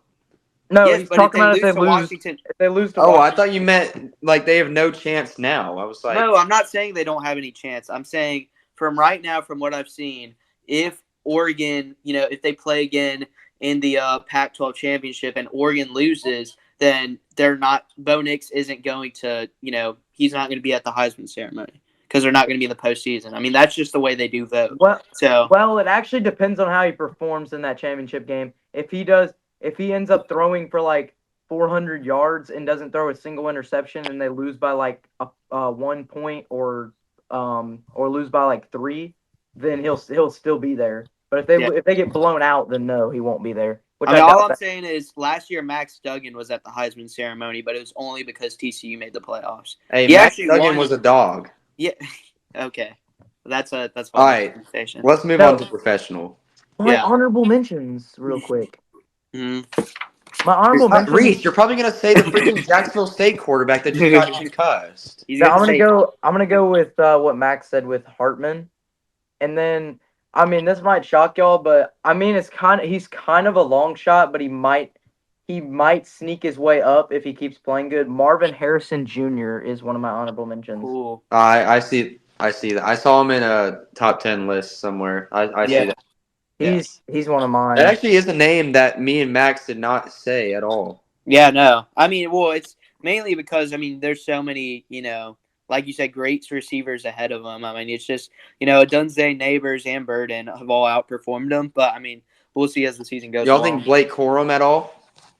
Not really, honestly. I mean, Blake Corum, Michigan running back? Yeah, I know. But, I mean, you look at his stats right now. I mean, he does have 12 touchdowns. That is. He has the same. The problem with Michigan players right now is that they blow out everyone, that they don't play the whole game. That's why his stat. I think he could be a sneaky top 5 if Michigan goes as far as I think they will. Yeah, I wouldn't disagree. Is this the year for Michigan to win a natty? Is this the year? Yes. If there has ever been a year, this is the year right now. Yes. Yeah. If Harbaugh doesn't win this year, I think he's obviously not going to get fired. I was about to say, if you said he's going to get fired. I was not going to say he's going to get fired, but if he doesn't win this year, I honestly could see him possibly like going back pro or just something happening because going back to the Panthers. Yeah, exactly. No, I've honestly we need heard somebody about that. I've heard stuff like saying, "Oh, he should go to the Panthers after this season, especially if they don't win the natty." No, at this point, the Panthers need Coach Wag is their offensive coordinator. I mean, like, we might win with him. Like, all right, segue into NFL football. Yes. Reese, get us your top 10. Okay, so my number 1 for NFL, we talked about them in Team Huddle. The reason I'm not putting either the 49ers or the Eagles at number 1 is because they both lost. The Lions didn't lose because they're not losers. But, the Lions are number 1. They played the Buccaneers. The Buccaneers are decent, but who did the 49ers play? The 49ers played the team that went 0-16. The Browns. The Browns are good. The Elves. The Browns have a good defense. So do the 49ers. PJ Walker is a god. Anyway, Lions number 1, 49ers number 2, Eagles number 3. Number four is going to have to be the Chiefs, even though they are. Actually, wait, no. Number 4 is Dolphins. Never mind. Fraudulent team.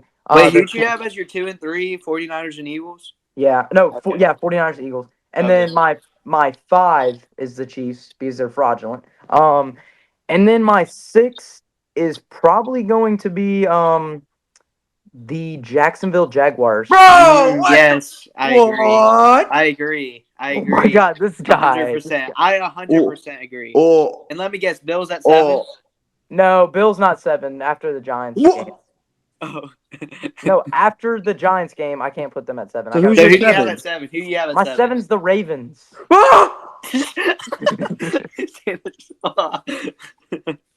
Honestly, I mean, it's not terrible, but you have to have the Bills in there somewhere, right? Yeah, no, the Bills are 8. No, because the only reason they're 8 is because of the fact that they almost lost to the Giants. They should have, honestly. Yeah, that's why I put them there. And then my 9's probably. Think hard, Reese. Think hard. I'm trying to figure out. Well, I forgot these frauds. The freaking Dallas Cowboys have to be up there somewhere. Yes, they do. Yes, but then at number 9, geez, hate them. And then 10. Geez, there's like nobody good. Nobody's good. Think hard, Reese. Who speaks out to you? Nobody's good. Jeez, I mean, maybe Seahawks, no. The They Browns. just lost. Heck The no, not the Browns. The Browns! They have to be in the top 10. So who's your 10, Reese? What's the final I'm still verdict? thinking because there's like nobody good. You want me to go ahead and say mine and we get back to you? No, Okay. Well then think. Come on. we're back. Like, jeez. Yeah. My number 10. Oh, come on. Number 10. Fine. I'll go with freaking Taylor. The Browns. They're still not gonna make the playoffs. Okay. Now let's get to my top 10. I'm going to agree with you, Reese. The Lions are the best team in the NFL right now. I mean, it's true.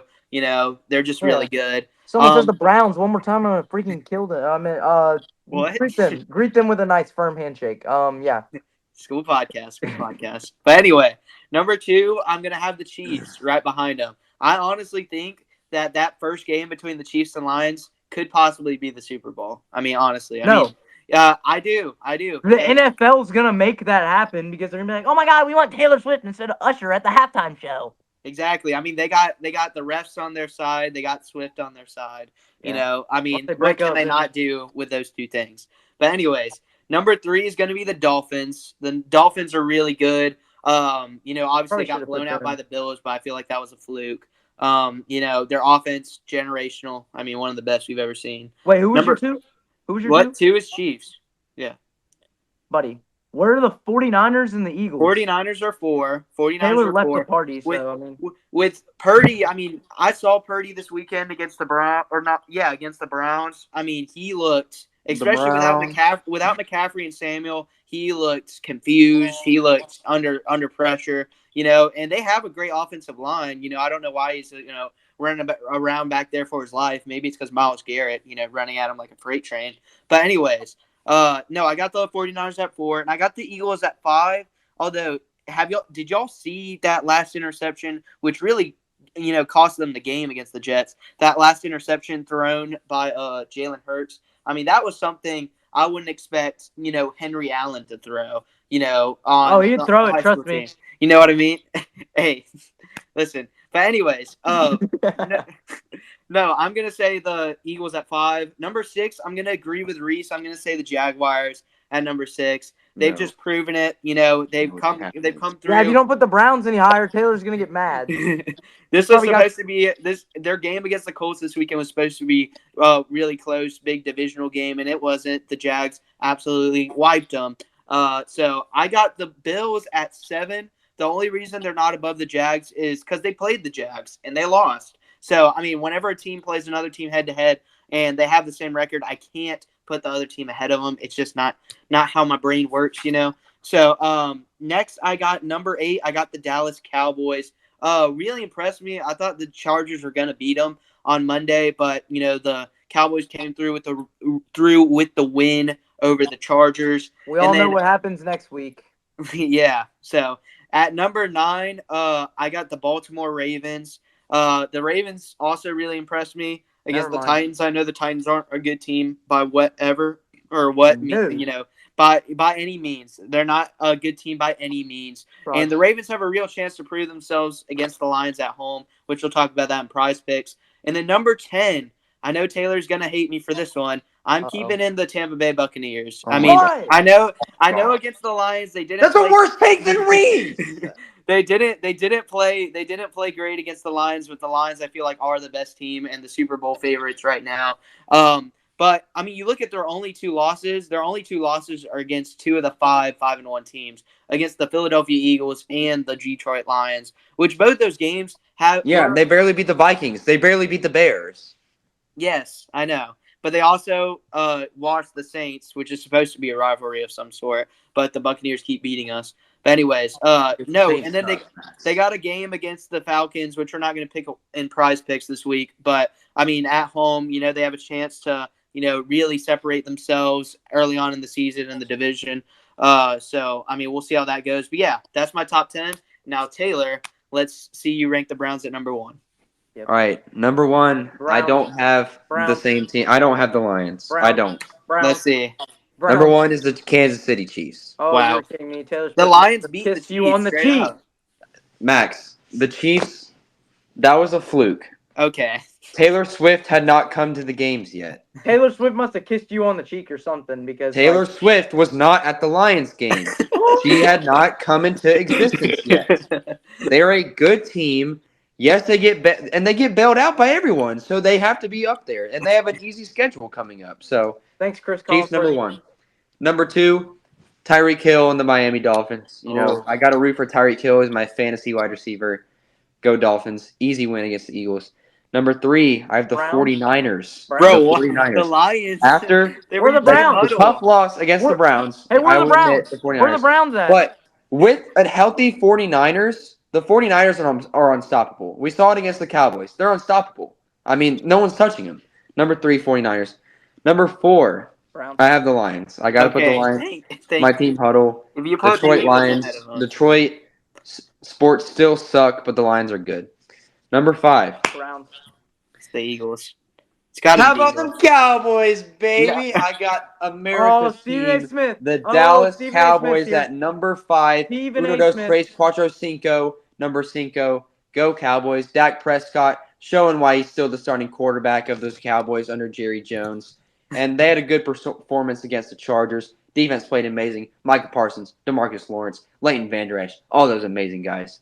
Number 6, I have the Buffalo Bills. Bro, the Eagles are crying. Josh Allen is legit. I know he had a rough game, but Josh Allen is legit. It was cold and rainy. You can give him some excuses. Stephon Diggs, in my opinion, is the number 2 receiver in the NFL right now. Bills, number 6. Number 7, I got the Philadelphia Eagles. I got to rank them. I was about to say. Jalen Hurts' performance against the Jets was pitiful. Peyton Thorne would throw some of the balls that he was throwing. The Eagles are not it. They're going to lose their next probably 5 games, if I would say. Number 7, Eagles. Number 8, I have the Dirty Elves from the city of Cleveland. Bro, The Cleveland Browns at number 8. Oh, you want after the something? huge win against the 49ers off of the missed field goal.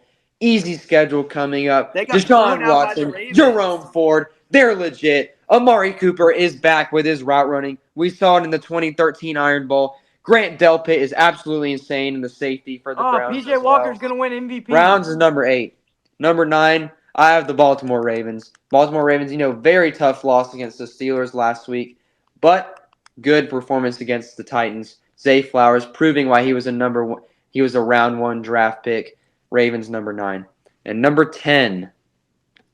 Oh, it's probably going to be the freaking Panthers. It's going to be the freaking Steelers or something. What do y'all think it is? Panthers. I mean, I know it's going to be different. It's definitely not the Buccaneers because you hate them. So No. It's got to be the Jags. The Jaguars, obviously. Maybe the Jets. That doesn't matter. Well, then it's irrelevant because, I mean, the Jags beat the Bills straight Number up. 10, The I have Bears. the Cincinnati Bengals. What the heck, bro? There's no way. The Cincinnati Bengals, I know they got off to a rough start, but they're on a roll right now. Joe Burrow finally finding his groove. Jamar Chase, give me the ball. 7-Eleven, always open. Jamar Chase with the 7-Eleven chain. The Bengals are legit. Trey Hendrickson coming off the edge. This Bengals team is dangerous, and they're going to come at you, Max, because the Bengals are legit, and they just beat the Seattle Seahawks, who I had at my number 8 last week. So they got to take the top 10. Great team. They go up against the 49ers. They have a bye week this week, and then they go up against the 49ers, the Bills. Tough schedule ahead of them, but give me Joe Burrow, Joe Mixon, and the boys of the Cincinnati Bengals. That's my top 10. I would like to just say real quick, not saying I sucks. disagree with you. I'm not saying I disagree with you. Although the Browns did lose to the Ravens 28-3, and the Bengals lost to the Tennessee Titans 27-3. So I just want to go and let you know that Taylor ranked the Browns ahead of the Ravens. But yeah. So, anyways, are we moving to what's it called? Where it smells bad and we gotta. Take out the trash. I would rather. The fans know what it's called. Play the intro. Straight from the garbage disposal, this is Taylor's Trash Can. I don't. All right. I'm going to show no emotion whatsoever. Short sentences only. Nobody can see your face. Taylor's trash can this week. Colorado football. Hooray. 29-0 at halftime. Love it. Outscored 36-14 in the second half and overtime. Alec Io Manor, Heisman for Stanford. Colorado are frauds. Yeah. 2 ranked opponents in a row. Easy losses. 9th in Pac-12. Most overhyped mid-team ever. I told you so, Max. I was on a plane.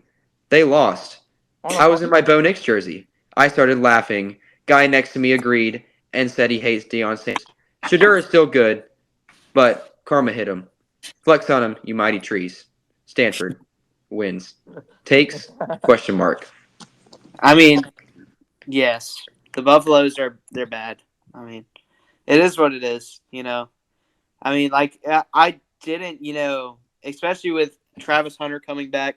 I mean, they were up 29-0, and you give up that lead against one of the worst teams in college football. A team right that now. Oregon beat literally insanely, like the Dolphins versus the Broncos. No, every team that's beaten them has had to show a mercy. Like if Oregon wanted to, they could have beaten Stanford, 103-4. But I mean, I don't even know how you get 4. But anyways, they lost to Sacramento State. Stanford did.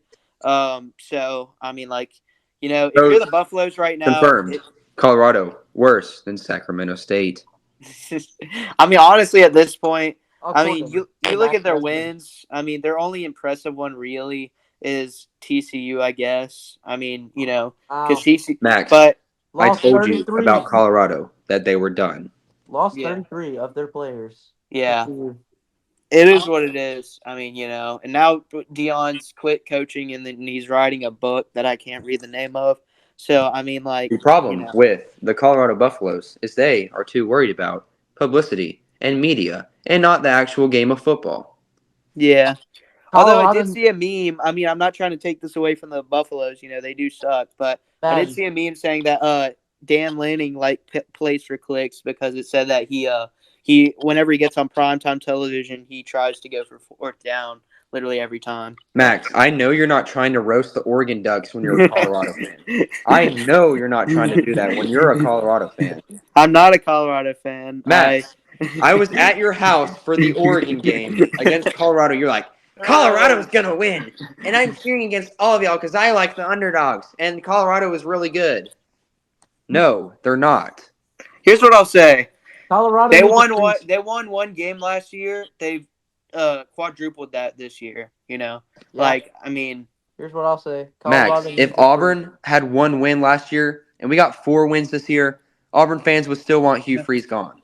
Yep. It's just because it's Deion. He's a public figure. He's not a good coach. To be fair, though, I mean, when's the last time Colorado's had Max, a bowl game? Stop trying to defend Colorado. They are not good at all. I'm not saying they're good. I'm saying if the Colorado Buffaloes, now I don't think they'll win a game the rest of the year because they got at UCLA. I mean, pray for the Buffs. At home against Oregon State, absolute blowout. At home against Arizona, might as well go and pack your bags. At Washington State, I mean, Cam Ward can forget as much as he knows about football, but he'll still beat down the Buffaloes. And then at Utah, I mean, Cam Rising or not, the Colorado Buffaloes are going to fall. So, I mean, yeah, they're not going to win a game the rest of the year. But what I'm saying is I don't know. I mean, yeah. Yeah, you're trying to defend nothing. You're trying to defend It's inexplicable what has happened for them because, I mean, you got so much hype. And we cannot lie. They have a great quarterback. Their quarterback is great, even though, especially with the offensive line he has, their offensive line, they might as well put me out there on the offensive line. I mean, they suck. Like, they absolutely suck. Like, I mean, no, you look at Shadur Sanders, he's on pace to break the... Hey, Max, you're going to spread your arms out and just block that way. Exactly. I mean, might as well. He's gotten sacked 34 times. I mean, that's insane. Stop trying to defend Colorado. I am not. Listen to what yes, I'm saying, you are. Listen to what They're I'm saying, not Mr. good. Gottney. They Listen are to what I'm awful. saying, Mr. Gottney. Taylor Gottney. Listen to what I'm saying. They have good players. This is why I'm saying it's surprising. No, they don't. Yes, they have Shadur Sanders you're saying Travis Shadur Hunter, Sanders isn't a good. and the rest of the team is garbage. You're saying Shadur Sanders isn't a good quarterback. Did you guys know Brazil? I just said Shadur Sanders and Travis Hunter are the only good players. Did you guys know Brazil lost to Uruguay? Bruh. Ain't no way. Listen, I know that's what I'm saying. I'm saying you got like Travis Hunter is a next level talent, generational talent. No. And you're not able. He Home literally Depot is. is the official sponsor of ESPN College Game Day. Anyway, yes, Colorado's bad. We get it. Not sponsored by the app Prize Picks. It's time for Max's Prize Picks. All right, next segment, Max. Need a priest. Prize Picks. Let's go ahead and get it started. The standings for this week. We only picked 6 games last week because, we know y'all got jobs to get to and places to be. We're only going to pick 6 this week as well. A lot of college football games to pick on a pretty good slate next weekend. But last week, me and Reese actually both got the best records, 4-2 for each of us, while Taylor went 2-4. Taylor still leads overall, 39-27. They don't know me, son. What? They don't know me, son. You're still last, Reese, with a 31-35 record. And then I'm second with 34-32 being my record. We're going to go and get it started with some high school football. Playing on Thursday night. High school? Playing on Thursday night, we got the Opelika Bulldogs, wwho are 4-4 and still 4-2. No way we're picking this, bro. Opelika's still 4-2. Hey, it's no one cares. 4-2. Hey, I'm trying to do my best Reese impression right now. But anyway, they're going on the road against Enterprise, who just got beat down by Dothan, surprisingly. Enterprise is 5-2 overall, 3-2 in Region 2. The winner of this game actually holds the 4th spot in Region 2 right now. So, I mean, pretty important game to say the least. The line right now is Enterprise by 8. I'm actually going to say Opelika wins this one. This Enterprise team, since that Auburn game, it almost seems like they've gotten worse. I mean, like, I don't get it. I mean, maybe it's injuries. I can't keep up with injuries that well because it's, high school football and Max Preps isn't super reliable. But anyways, I'm going to say Opelika wins this one. I feel like while Enterprise... Not if I have anything to say about it. While Enterprise is getting worse, I feel like Opelika is getting better. So I'm going to go with the Bulldogs winning this one. I think it's going to be high scoring.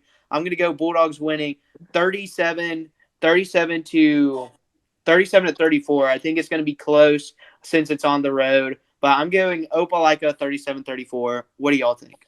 Well, actually, I think I'm going to change the graphic here. I think I'm going to go with Enterprise. You said it's at Enterprise, right? Yep. Okay. Well, I'm going to go with Enterprise. I say Enterprise wins this game by about a touchdown. So maybe, just maybe, this game might be close. Who knows? But I think Enterprise wins. Like you said, though, Enterprise has not looked the same since the Auburn game. It got blown out by Central. And I say Enterprise wins this game. I'm gonna say 31-24. I'm gonna actually have to agree with Max here. Reese's record intimidates me to agree with him. This Opelika team against Auburn, they should have won. Oh. They should have won. Okay. They were up 14 with 6 minutes left. They should have won. Yep. Roman Gagliano is legit. Only a 3-star recruit. Number 86 quarterback in the class. Recruited by smaller schools, but honestly, I think he should be higher recruited. Give me the Opelika Bulldogs winning this game. Very low scoring. 21-14,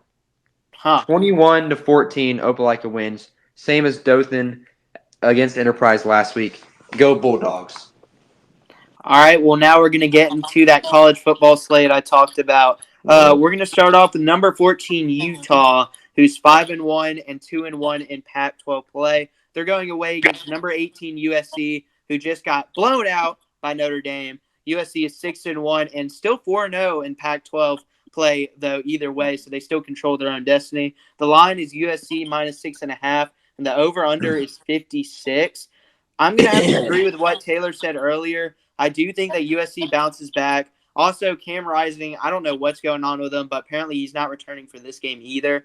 So, I mean, I'm going to go with USC winning this one. Utah just hasn't impressed me recently as well, and I feel like USC's going to be able to score on them. Give me USC at home. I do think it is a little bit of a lower scoring game, though, because Utah, they're just able to slow the game down just because they run the ball a lot and their defense is pretty good. So I'm going to go USC winning this one 27-23. So give me the under here and give me USC not covering the spread, but getting the win. Go Trojans. USC bounces back. I'm actually going to agree with Max here. I think USC, the loss to Notre Dame, they're gonna have a lot of bad blood, with them. Not a Taylor Swift quote, by the way. But I think USC, since it's at USC, I say they win this game. I'm not gonna say big because Utah's defense sometimes they look good, sometimes they don't. Utah's offense is pathetic. But their defense is all right. I say USC wins. I'm gonna say 24-10. In Los Angeles. I'm going to have to agree with you all here. At the Coliseum, USC is going to pack it out against a higher-ranked Utah team, which Utah should not be number 14 in the nation. I'm going to say. Totally, I mean, they have more yards rushing than yards passing, which is just a recipe for disaster. We see it with Auburn. I mean, it just doesn't work. Guys, it just doesn't work in college football. USC, Caleb Williams going to gunsling it out there. 23 touchdowns on the season. He's going to prove why he's still a Heisman contender. Trojans win this game big. Give me the Trojans 31-14. Yeah, USC wins easily. Okay. Blowout. Well, next game I think will be possibly a blowout. It's number 17 Tennessee, who's 5-1 overall and 2-1 in the SEC play. They go away against number 11, the Alabama Crimson Tide. They are 6-1 overall and 4-0 in SEC play. The line right now is pretty heavily favoring Alabama, especially for what's supposed to be a rivalry. -9.5. Over under is 49, and they're not expecting a lot of scoring in this game. I think Tennessee is way overrated. I don't think they're a top 25 team. Joe Milton, he's been able to complete the long passes, which we knew he was going to be able to do, but the short passes are just not there. It seems like whenever they get into like a 3rd and 5 or 3rd and 6, you might as well go ahead and send the punt team out there because they're not going to run it for 5 yards, and they're definitely not going to throw it for 5 or 6 yards. They're just going to chuck it downfield. I feel like Alabama's going to intercept him a lot in this game, and I feel like Milroe, I feel like he's finally learning what he is, and what he is a running quarterback. He should not be passing the ball more than, I'd say, 20, 25 times a game. And I think he runs all over this Tennessee defense. Give me Alabama in Bryant-Denny, 34-17 over Tennessee. Think they run away with this one. Wouldn't be surprised if it's close at halftime, maybe 17-7, something like that. But give me Alabama winning this one. Give me the over. Give me the Crimson Tide. Yeah, I'm still gonna go with Alabama, but I think it's gonna be close because what I saw from Alabama against Arkansas, that's kind of unacceptable. Whoa. Yeah, no, I kind of think that that this game will be close, considering it's kind of like an Auburn Georgia game, except it's not. But it's kind of like that. Auburn When a guide waiter. But no, I think Alabama wins this one. I'm gonna say by touchdown, and I'm gonna say takes suck. That's a fair point. What? Nothing. What'd you say, Reese? Nothing. I'm gonna say that Alabama wins this game. I'm gonna say it's high scoring, but I'm gonna say it's by a touchdown. I'm gonna say 38-31. All right. I think this game is going to be way closer than Max thinks. I have to agree with Reese here. Tennessee is very overrated, but I mean Alabama barely beat Arkansas, who's 2-5. So I mean, there's a bit room. I don't think Alabama makes the playoff this year, but Jalen Milroe, like Max said, finding out who he is. The run game for Alabama is working. It does not work. It works pretty well for Tennessee as well, but I don't know. I might be going back on my pick here. Likes men. Nope. I got to go with Alabama. Home crowd, Bryant-Denny, 2:30 game, going to be absolute packed. Student section is going to be rocking. Nick Saban does not lose 2 games in a season. Yep. We probably can't even remember the last time that they lost 2 games in a season. 2019. Give me the Alabama Crimson Tide winning this game 24-14. Taylor likes men. I agree with that. I mean, I don't feel like this Tennessee team is going to be able to score that much on this Alabama defense. Mm-hmm. And now we're going to move into Duke at Florida State. Should be a good one, especially if Riley Leonard is back, which they expect that he will be. Duke is coming in number 16 ranked. I honestly think they should be a little bit higher, definitely over Utah. Duke is 5-1 overall and 2-0 in ACC play, and they go on the road against number 4 Florida State, who's 6-0 and 4-0 in the ACC play. The line is favoring Florida State a lot here, -14, and then over-under is 49. I remember last year watching Florida State. I remember they came off that LSU win and strung together a couple of wins after that, and people were like, oh, is FSU back? And then when tailgating Max Mesman has a diet. When tailgating for the Auburn Ole Miss game, which is also this weekend, all right. I don't know what a guy is, viewers, but anyways. No, but I remember FSU playing Wake Forest and Sam Hartman at home, and it was like, their game to actually prove it. And it was the same weekend as Auburn Ole Miss, similar to this one, and they didn't. They got blown out at home. I don't think the same thing will happen this time, though. I feel like this Florida State team is a little bit different. Keon Coleman is an absolutely insane player. I don't know if y'all saw against Syracuse, but Keon Coleman's one-handed catch. If you haven't seen it, look it up. I know Taylor's dog's getting excited. I mean, that was such a good catch. But anyways, the Seminoles will win this game. Give me the Seminoles winning this one. I'm going to go 35-24 at home over the Duke Blue Devils. They don't cover, but it does go over the over-under. Max Mesman, fast booty. At home. Wobble, wobble, wobble.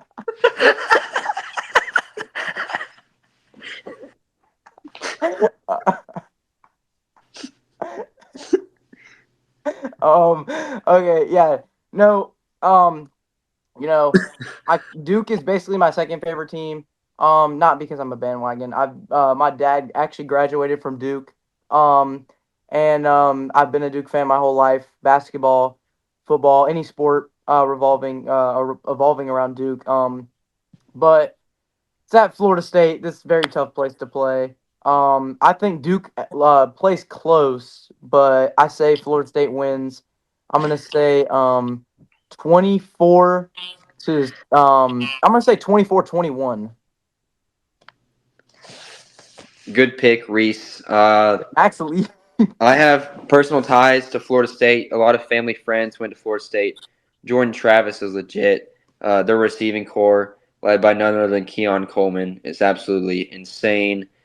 Florida State's defense, not the absolute greatest, but big win against a very decent Syracuse team, I have to say, at 4-2 when they went into that game. I don't think Syracuse is decent. Duke, not legit. Give me the Florida State Seminoles winning this game very big. Riley Leonard, I'm sorry. You're dating one of my young life leaders, but Florida State wins this game. I'm going to have to say 28-0. Wobble, wobble, wobble. No points for Duke. Dang. Well, now we're going to move into College Game Day, the game of the week for college football. Number 7 Penn State, who's 6-0 and 3-0 in Big Ten play. They go away against number 3 Ohio State, the Buckeyes, who are 6-0 and 3-0 in Big Ten play. This game, experts expect it to be close. Ohio State is favored right now.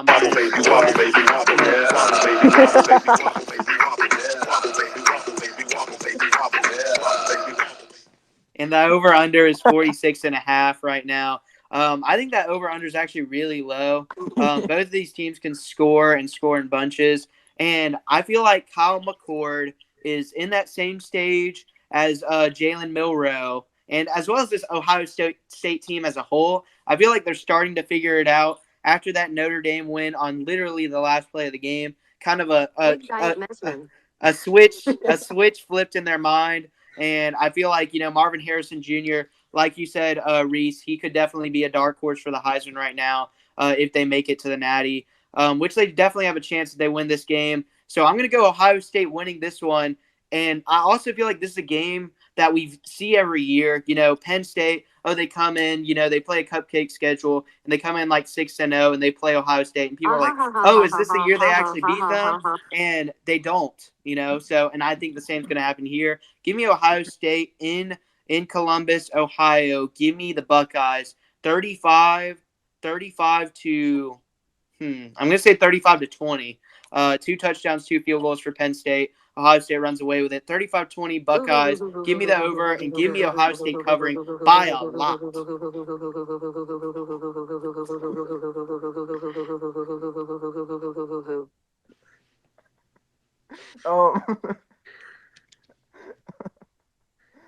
Yeah, no. Since it's at Ohio State, I don't see Penn State even. I mean, they might have a chance for a little bit, but I just don't see them having a chance really at all. I mean, Penn State's a decent team, but like we said earlier, they haven't played anybody. So there's DNA. What? There's heavy duty. No, they haven't played anybody. So yeah, I honestly think the first half will be close, but the second half will just be Kyle McCord will be cooking the Penn State secondary, and I say Ohio State wins this game, 38-21 in the shoe. I'm going to have to disagree with both of y'all here. So Ohio State has dominated this series, winning 10 of the last 11. But this Penn State team, I really like where they're heading. I know they've played cupcake teams, but I really like Drew Aller.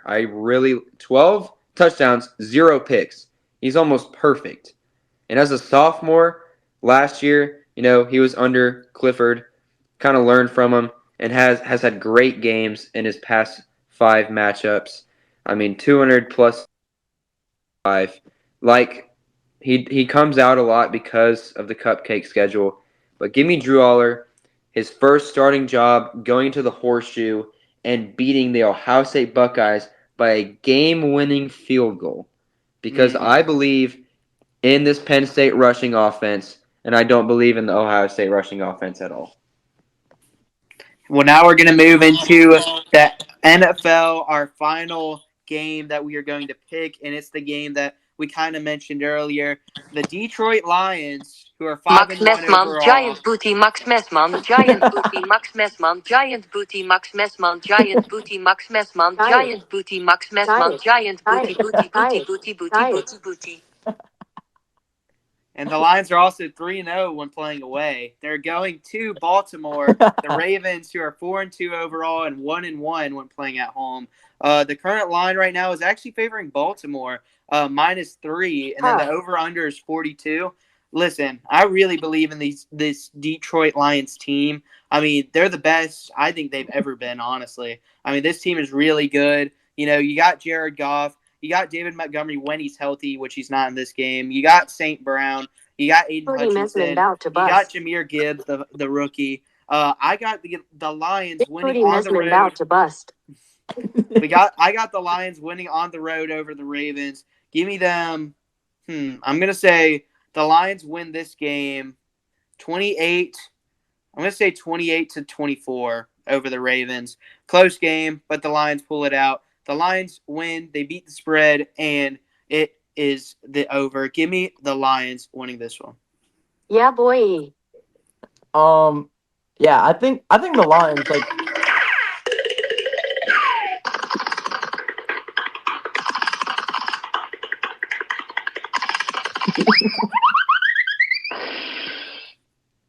I think the Lions, like we talked about earlier, the Lions.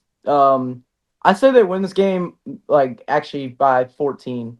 I'm going to say they win 45-31 because I think the Lions defense is going to help them out this game. Lamar Jackson throws 2 interceptions, and the Ravens are going to have a hard time throwing the ball at their own stadium, actually. But, yeah, Lions win 45-31.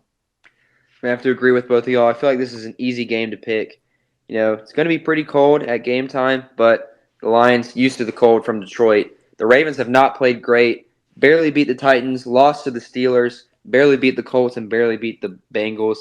Lamar Jackson has not done it this year with 3 interceptions. Jared Goff has done it this year.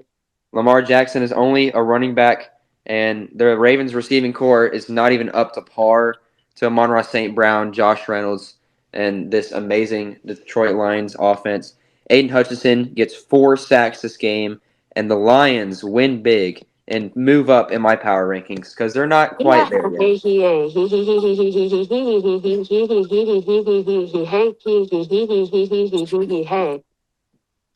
Anyways, that's going to do it for the Tigers Den episode 8. We hope y'all enjoyed. We love doing these podcasts every week. We're going to get back to the usual releasing schedule, releasing every Monday instead of Wednesday. But yeah, we hope y'all enjoyed. If you're on YouTube, sub up, comment down below any sports takes that you have or any sports you want us to cover in the future. If you're on Spotify or Apple Music, be sure to rate us 5 stars and be sure to share us to all of your friends. But that's going to be it for the Tigers Den podcast. Bye. Thanks for listening to this week's edition of the Tigers Den podcast. New episodes dropping every Monday at 3:30 p.m. Central. Also be sure to check out our other podcast, Play Callers, where we interview a coach from Auburn High School football. Be sure to check out those episodes dropping every Tuesday at 3:30 p.m. Central on all platforms.